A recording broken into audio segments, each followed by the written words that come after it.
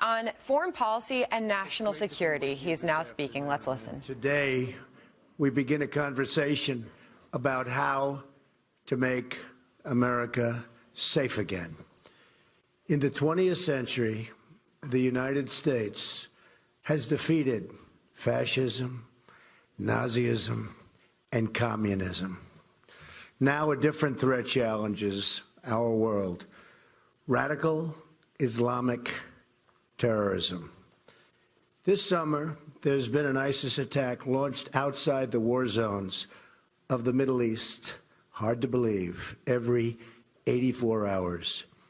Here in America, we have seen one brutal attack after another. 13 were murdered and 38 wounded in the assault on Fort Hood. The Boston Marathon bombing wounded and maimed 264 people and ultimately left 5 dead, including 2 of our great police officers.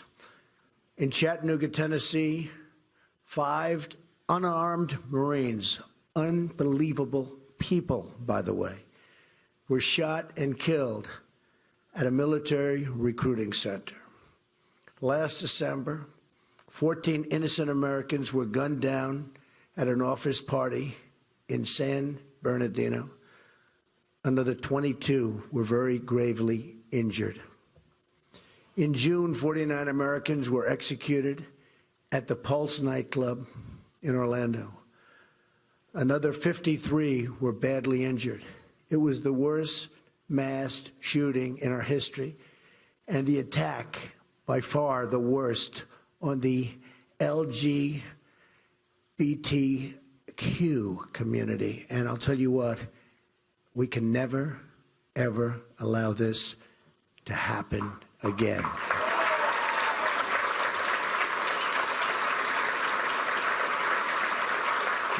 In Europe, thank you. In Europe, we have seen the same carnage and bloodshed inflicted upon our closest allies. In January of 2015, a French satirical newspaper, Charlie Hebdo, was attacked for publishing cartoons of the Prophet Muhammad. 12 were killed, including 2 police officers, and 11 were wounded. 2 days later, 4 were murdered in a Jewish delicatessen.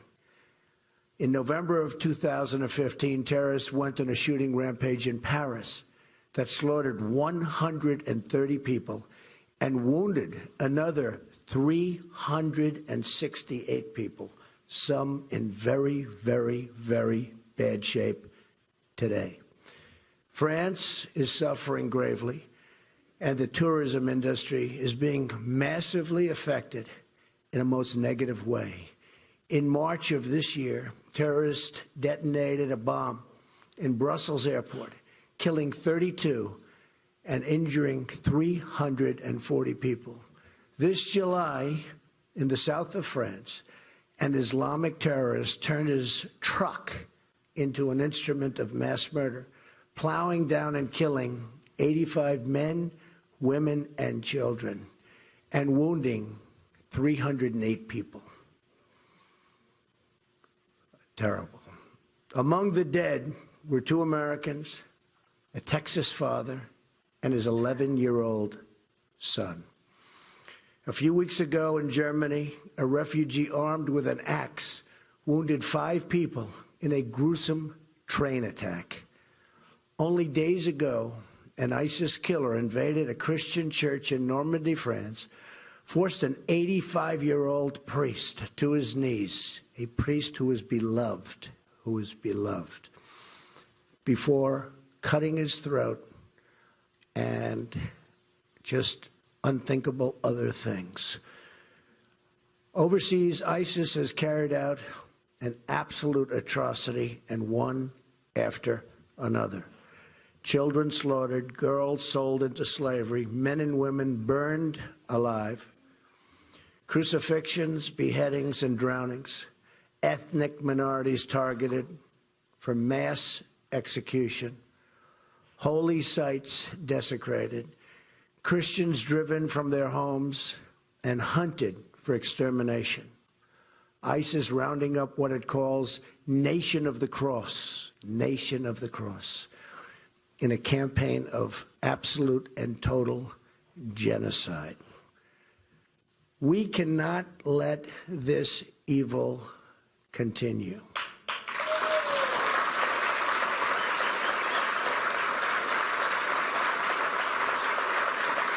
Thank you.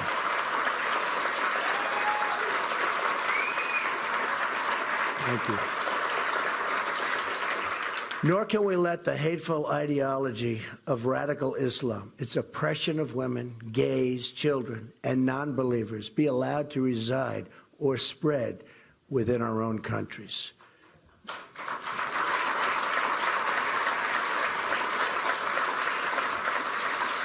We will defeat radical Islamic terrorism, just as we have defeated every threat we've faced at every age and before. But we will not, remember this, defeat it with closed eyes or silenced voices. We have a president that doesn't want to say the words. Anyone who cannot name our enemy is not fit to lead our country.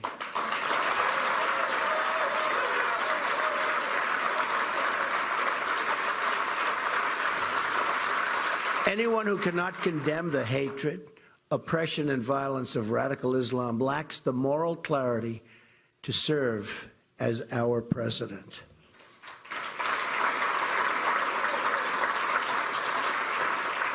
The rise of ISIS is the direct result of policy decisions made by President Obama and Secretary of State Clinton. Let's look back at the Middle East at the very beginning of 2009, before the Obama-Clinton administration took over. Libya was stable. Syria was under control. Egypt was ruled by a secular president and an ally of the United States. Iraq was experiencing a reduction in violence. The group that would become what we now call ISIS was close to being extinguished. Iran was being choked off by economic sanctions. Fast forward to today. What we have, and think of this, and the decisions made by the Obama-Clinton group have been absolutely disastrous. Libya is in ruins. Our ambassador and 3 other really brave Americans are dead, and ISIS has gained a new base of operations.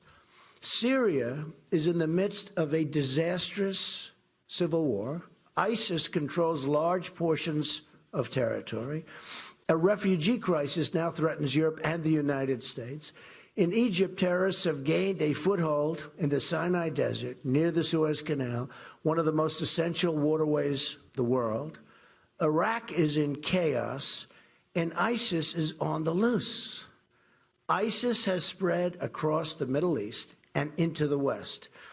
In 2014, ISIS was operated in 7 nations. They were in 7 nations. Terrible, but that's what it was. Today, they're fully operational in 18 countries with aspiring branches in 6 more for a total of 24, and many believe that number is actually 28 to 30 countries. They don't even know. The situation is likely worse than the public has any idea. A new congressional report reveals that the administration has downplayed the growth of ISIS, with 40% of analysts saying they had experienced efforts to manipulate their findings. They're trying to make it look much better than it is. It's bad. At the same time, ISIS is trying to infiltrate refugee flows into Europe and to the United States. Iran, the world's largest state sponsor of terrorism, is now flush with $150 billion in cash released by the United States. Plus, if you remember from 2 weeks ago, another $400 million in actual cash that was obviously used for ransom. Worst of all, the nuclear deal puts Iran, the #1 state sponsor of radical Islamic terrorism, on a path to nuclear weapons. In short, the Obama-Clinton foreign policy has unleashed ISIS, destabilized the Middle East, and put the nation of Iran, which chants death to America, in a dominant position of regional power and, in fact, aspiring to be a dominant world power. It all began in 2009 with what has become known as President Obama's Global Apology Tour. We all remember. In a series of speeches, President Obama described America as arrogant, dismissive, derisive, and a colonial power. He was describing us. He informed other countries that he would be speaking up about America's past errors. He pledged that we would no longer be a senior partner that sought to dictate our terms. He lectured CIA officers of the need to acknowledge their mistakes and described Guantanamo Bay as a rallying cry for our enemies. Perhaps no speech was more misguided than President Obama's speech to the Muslim world delivered in Cairo, Egypt, 2009. I remember it well. In winning the Cold War, President Ronald Reagan repeatedly touted the superiority of freedom over communism and called the USSR the evil empire. Yet when President Obama delivered his address in Cairo, no such moral courage could be found or would be found. Instead of condemning the oppression of women and gays in many Muslim nations and the systematic violations of human rights or the financing of global terrorism, President Obama tried to draw an equivalency between our human rights record, and remember this, our human rights and theirs. The records are unbelievable and unmistakable. His naive words were followed by even more naive actions. The failure to establish a new status of forces agreement in Iraq and the election-driven timetable for withdrawal surrendered our gains in that country and led directly to the rise of ISIS, without question.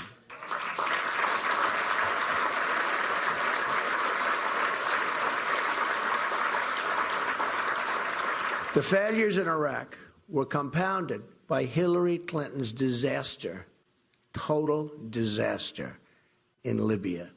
President Obama has since said that he regrets, and really regrets, Libya and the mistake he made. He considers it his worst mistake. According to then Secretary of Defense Robert Gates, the invasion of Libya was nearly a split decision. But Hillary Clinton's forceful advocacy for the intervention was the deciding factor. That's why we went in.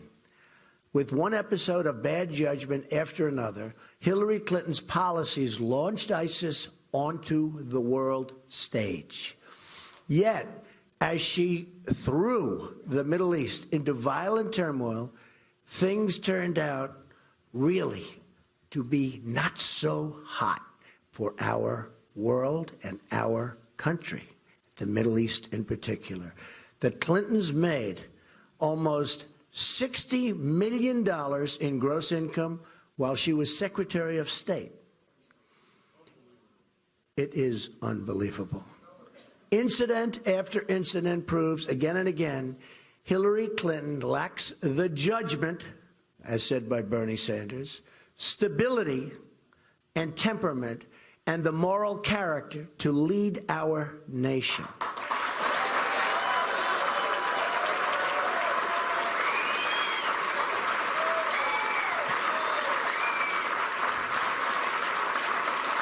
Importantly, she also lacks the mental and physical stamina to take on ISIS and all of the many adversaries we face, not only in terrorism, but in trade and every other challenge we must confront to turn our great country around.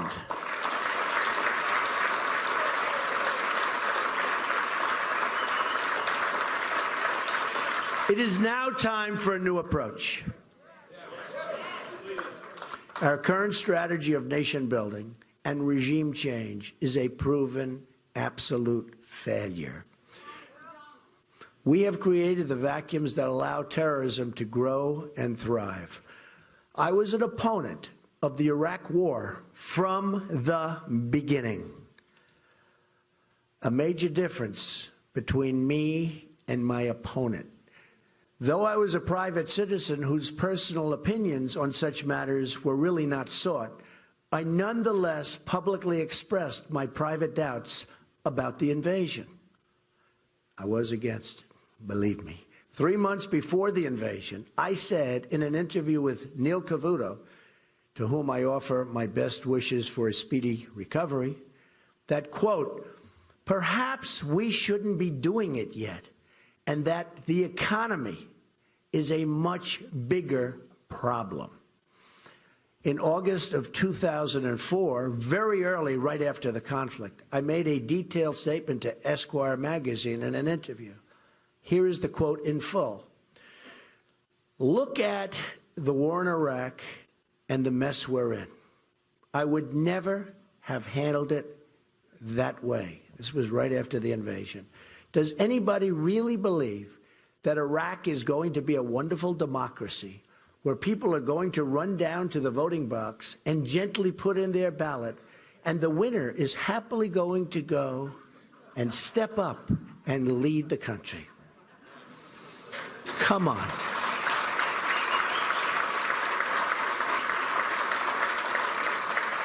I then continued, 2 minutes after we leave, there's going to be a revolution, and the meanest, toughest, smartest, most vicious guy, in this case, guy, will take over. And he'll have weapons of mass destruction, which Saddam Hussein did not have. What was the purpose of this whole thing? Hundreds and hundreds of young people killed. And what about the people coming back with no arms and no legs? Not to mention, in all fairness, the other side, the tremendous damage done. All those Iraqi kids who've been blown to pieces. And it turns out that all of the reasons for the war were blatantly wrong. All of this death and destruction for nothing. So I've been clear for a long time that we should not have gone in. But I have been just as clear in saying what a catastrophic mistake Hillary Clinton and President Obama made with the reckless way in which they pulled out.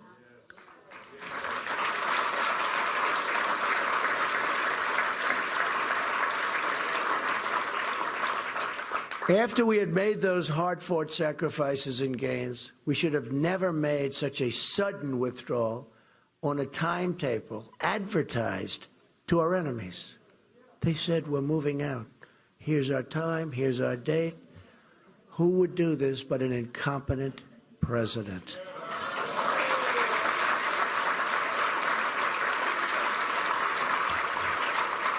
Al-Qaeda in Iraq had been decimated, and Obama and Clinton gave it new life and allowed it to spread all across the world. By that same token, President Obama and Hillary Clinton should have never attempted to build a democracy in Libya, to push for immediate regime change in Syria, or to support the overthrow of Mubarak in Egypt. One more point on this. I have long said that we should have kept the oil in Iraq.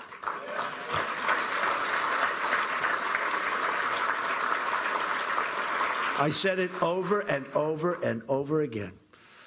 Another area where my judgment has been proven correct. I just said it so many times, virtually every time I was interviewed. Keep the oil, keep the oil. According to CNN, ISIS made as much as $500 million in oil sales in 2014 alone. That's before they really got started, fueling and funding its reign of terror.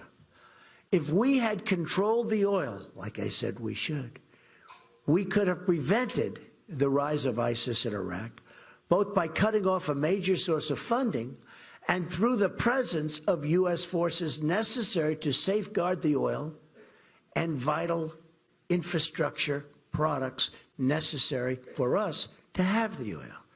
I was saying this constantly and consistently to whoever would listen. I said, keep the oil, keep the oil, keep the oil. Don't let somebody else get it.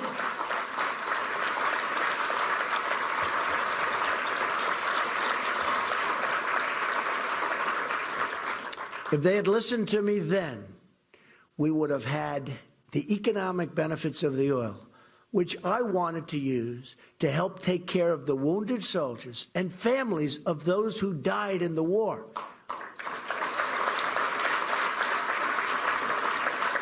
In addition to which, thousands of lives would have been saved. This proposal, by its very nature, would have left soldiers in place of our assets. We would have had soldiers there guarding this valuable supply of oil. In the old days, when we won a war, to the victor belonged the spoils.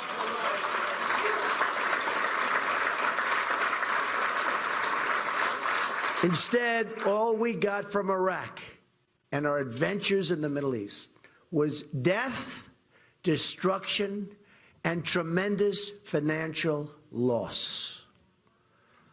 But it's time to put the mistakes of the past behind us and chart a new course.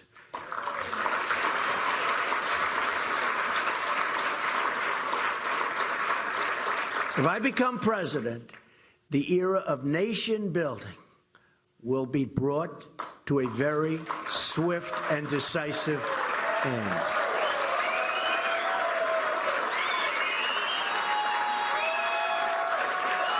Thank you. Our new approach, which must be shared by both parties in America, by our allies overseas, and by our friends in the Middle East, must be to halt the spread of radical Islam. All actions should be oriented around this goal, and any country which shares this goal will be our ally. Very important. Some don't share this goal. We cannot always choose our friends, but we can never fail to recognize our enemies.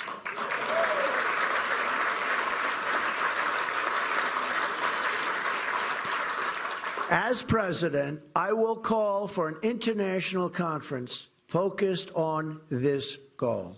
We will work side by side with our friends in the Middle East, including our greatest ally, Israel.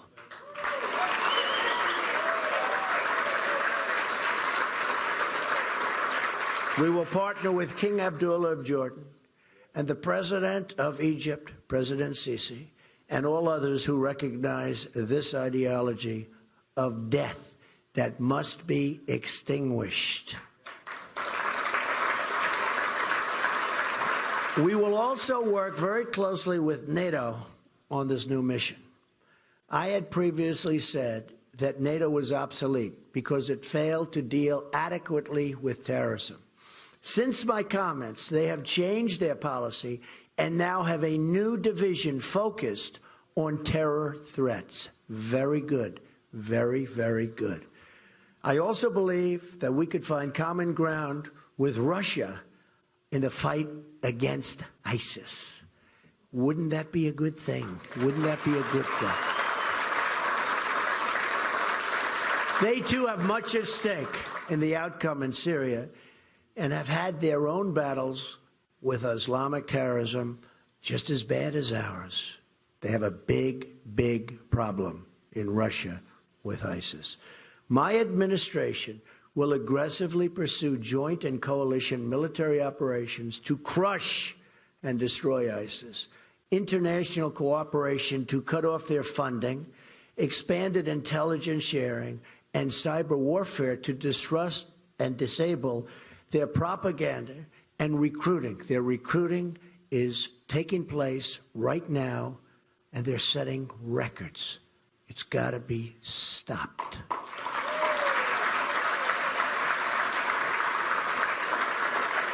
We cannot allow the internet to be used as a recruiting tool and for other purposes by our enemy. We must shut down their access to this form of communication, and we must do it immediately. Immediately.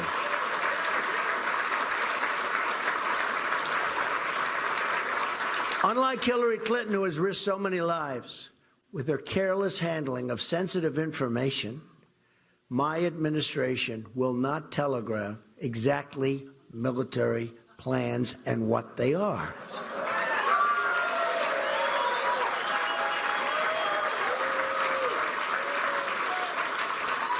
And by the way, what's happened with her 33,000 emails is an absolute disgrace to the United States of America.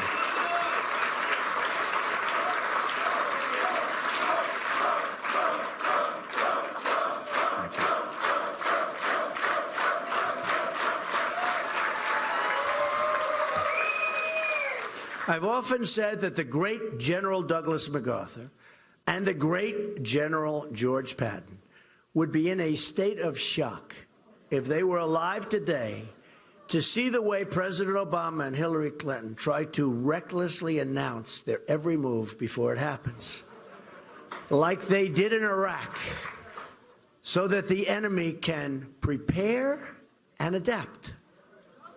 Their enemy says thank you. The fight will not be limited to ISIS. We will decimate al-Qaeda, and we will seek to starve funding for Iran-backed Hamas and Hezbollah. So important. We can use existing UN Security Council resolutions to apply new and even stronger sanctions. Military, cyber, and financial warfare will all be necessary to dismantle Islamic terrorism. But we must use ideological warfare as well. Very important. And they use it on us better than we have ever even thought of using it on them. But that will change. Just as we won, thank you, just as we won the Cold War in part, by exposing the evils of communism and the virtues of free markets, so too must we take on the ideology of radical Islam. While my opponent accepted millions of dollars in foundation donations from countries where being gay is an offense punishable by prison or death, my administration will speak out against the oppression of women, gays, and people of different beliefs.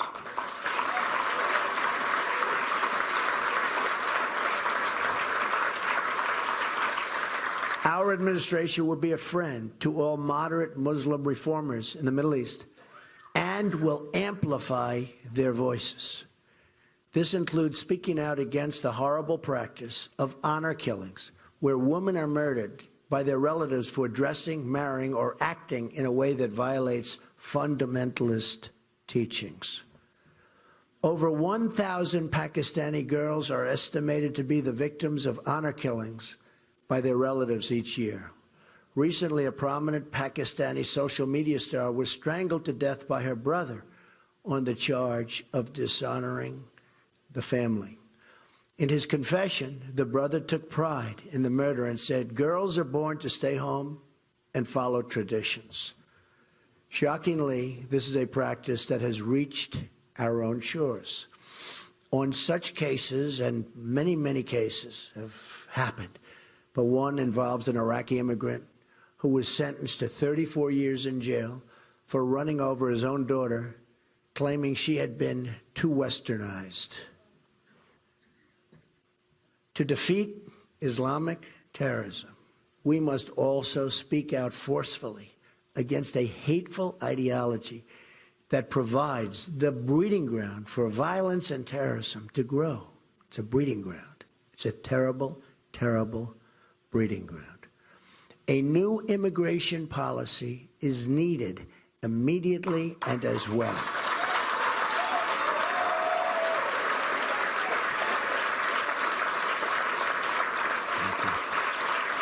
The common thread linking the major Islamic terrorist attacks that have recently occurred on our soil, 9/11, the Fort Hood shooting, the Boston bombing, the San Bernardino attack, the Orlando attack, is that they have involved immigrants or the children of immigrants. Clearly, new screening procedures are needed.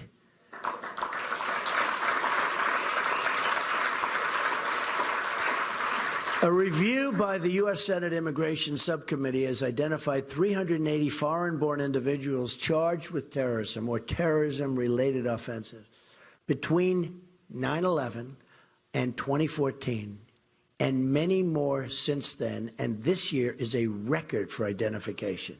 It's gotten worse, far worse. We also know that ISIS recruits refugees after their entrance into the country, as we have seen with the Somali refugee population in Minnesota. Beyond terrorism, as we have also seen in France, foreign populations have brought their anti-Semitic attitudes with them. In Cologne, Germany, on New Year's Eve, we have seen the reports of sexual violence and assault, far greater than anybody knows. Pew polling shows that in many of the countries from which we draw large numbers of immigrants, extreme views about religion, such as the death penalty, and for those who are involved, the death penalty is very, very common if you don't have the faith that they demand you have. A Trump administration will establish a clear principle that will govern all decisions pertaining to immigration. And we will be tough, and we will be even extreme.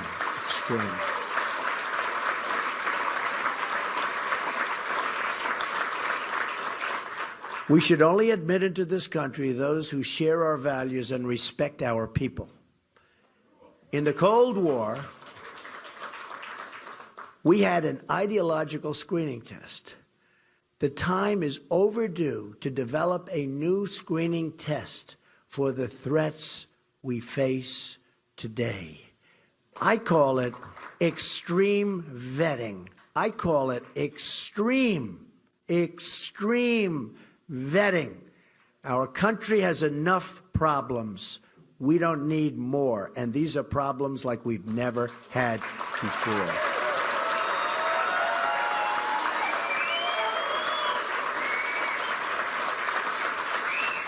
In addition to screening out all members of the sympathizers of terrorist groups, we must also screen out any who have hostile attitudes toward our country or its principles, or who believe that Sharia law should supplant American law.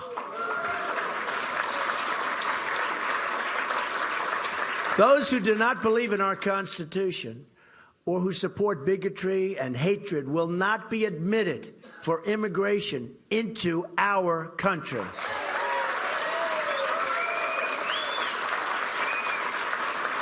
Only those who we expect to flourish in our country and to embrace a tolerant American society should be issued visas.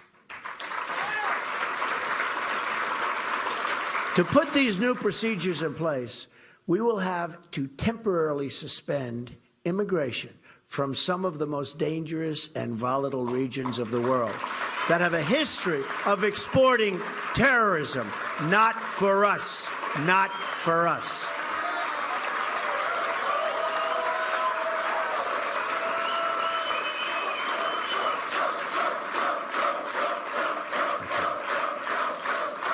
Thank you. As soon as I take office, I will ask the State Department and the Department of Homeland Security to identify a list of regions where adequate screening cannot take place. There are many such regions. We will stop processing visas from those areas until such time as it is deemed safe to resume based on new circumstances or new procedures. The size of current immigration flows are simply too large to perform adequate screening.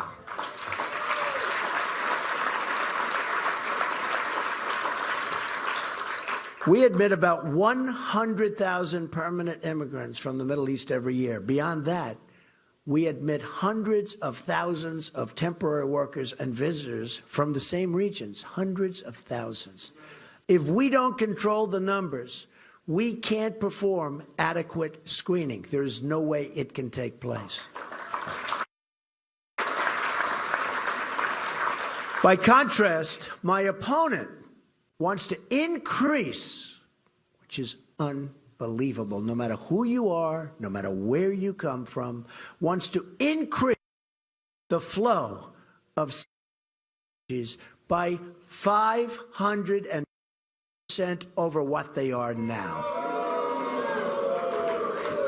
The United States Committee on Immigration estimates that Hillary Clinton's plan would mean roughly 620,000 refugees from all current refugee-sending nations in her first term, assuming no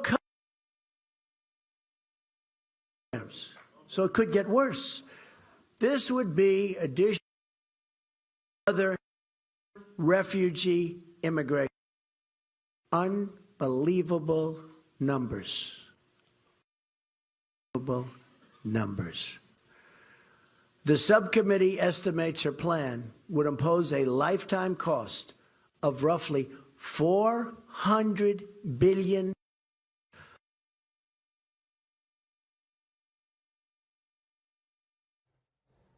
Well, we're clearly having trouble with this feed. Donald Trump coming from Youngstown, Ohio. I believe it's reestablished now. We're doing our very best. But it isn't here. We'll get back to Donald Trump the moment that feed is reestablished. I'm Shepard Smith in New York. This is a new hour on Fox News. As Donald Trump was just laying out his plan for fighting the Islamic State. And unlike most of the off-the-cuff speeches we're accustomed to hearing in rallies, Trump was clearly sticking very closely to the script. I believe we're back with him now. Let's listen. They would ever see. It is a catastrophe.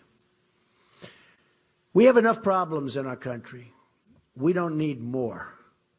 Lastly, we will need to restore common sense to our security procedures. Another common feature of the past attacks that have occurred on our soil is that warning signs were totally ignored. The 9/11 hijackers had fraud all over their visa applications. Almost every one of them. It said practically in big, bold letters, fraud. And nobody saw it. The Russians warned us about the Boston bombers, here on political asylum, and the attackers were even twice interviewed by the FBI. Very sad. The female San Bernardino shooter, on her statements and everything that she said, she was here on a fiancé visa, which most people have never even heard of, from Saudi Arabia, and she wanted to support very openly jihad online. These are the people we're taking in. A neighbor saw suspicious behavior, bombs on the floor, and other things,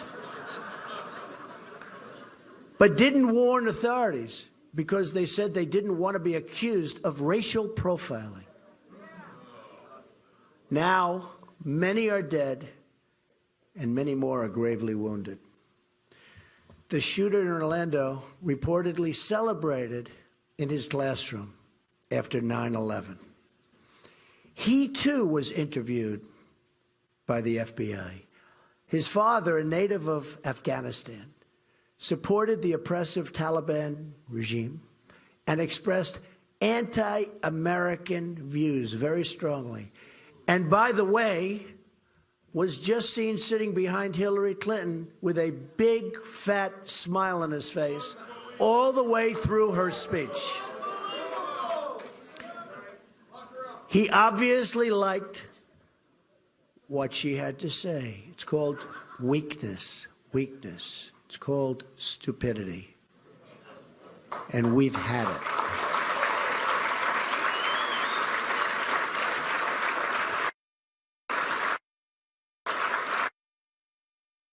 Shooter delivered a presentation to a room full of mental health experts.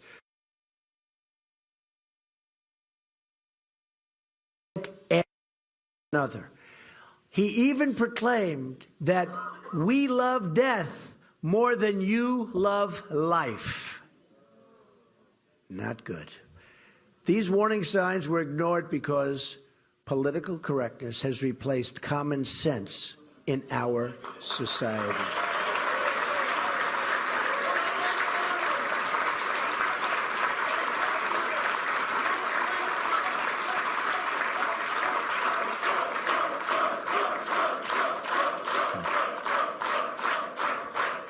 Thank you.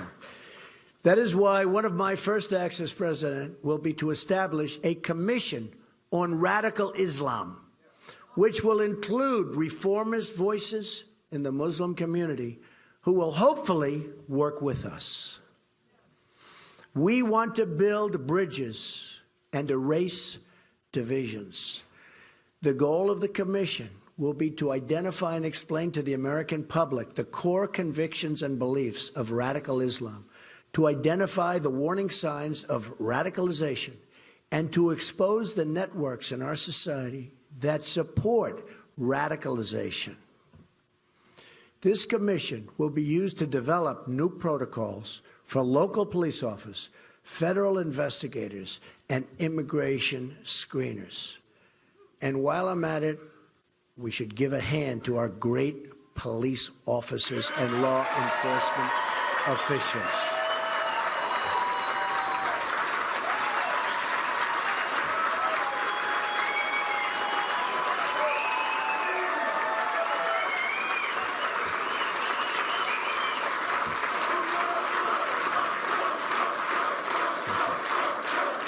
Thank you. We will also keep open Guantanamo Bay and place a renewed emphasis on human intelligence. Drone strikes will remain part of our strategy, but we will also seek to capture high-value targets to gain needed information to dismantle their organizations.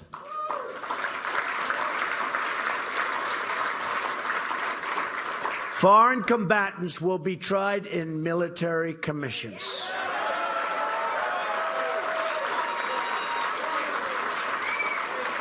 Finally, we will pursue aggressive criminal or immigration charges against anyone who lends material support to terrorism. There will be consequences for those people. There will be very serious consequences. Similar to the effort to take down the mafia, this will be the understood mission of every federal investigator and prosecutor in the country.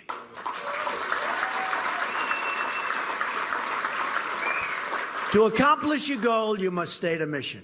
The support networks for radical Islam in this country will be stripped out and removed one by one, viciously if necessary. Viciously if necessary. Immigration officers will also have their powers restored. Those been taken away. Those who are guests in our country that are preaching hate will be asked to return home immediately, and if they don't do it, we will return them home.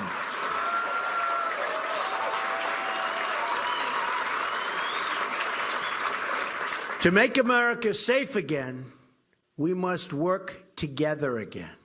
Our victory in the Cold War relied on a bipartisan and international consensus. That is what we must have to defeat radical Islamic terrorism. But just like we couldn't defeat communism without acknowledging that communism exists or explaining its horrible evils, we can't defeat radical Islamic terrorism unless we do the exact same thing. We have to explain that it exists and explain the difficulties. We have to have a leader that can do that, and we don't have that now. But this also means that we have to promote the exceptional virtues of our own way of life. We have an exceptional country, an exceptional way of life, but it's being tread on by sick, sick people.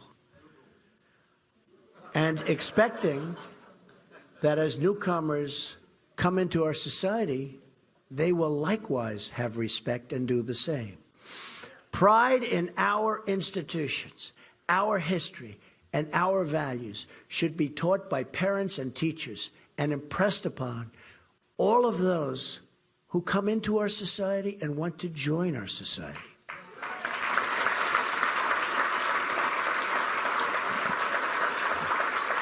Assimilation is not an act of hostility, but an expression of compassion. Our system of government and our American culture is the best in the world and will produce the best outcomes for all who adopt it.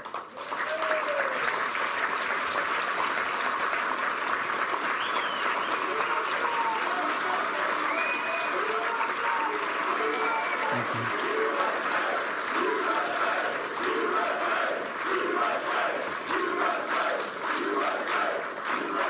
Thank you.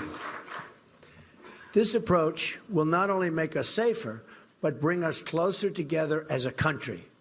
Renewing this spirit of Americanism will help heal the divisions in our country, of which there are so many. We have a divider as president. We call him the Great Divider. It's the thing he does best. It will do so by emphasizing what we have in common, not what pulls us apart. This is my pledge to the American people.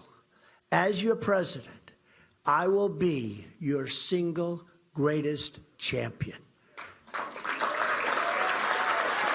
I will fight to ensure that every American is treated equally, protected equally, and honored equally.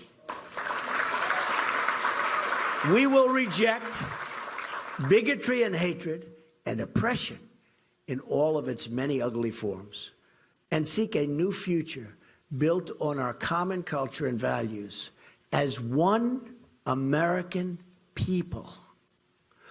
Only this way will we make America great again and safe again for everyone. Thank you very much. God bless you. Thank you. Thank you. Thank you. Thank you. Thank you very much. Donald Trump speaking.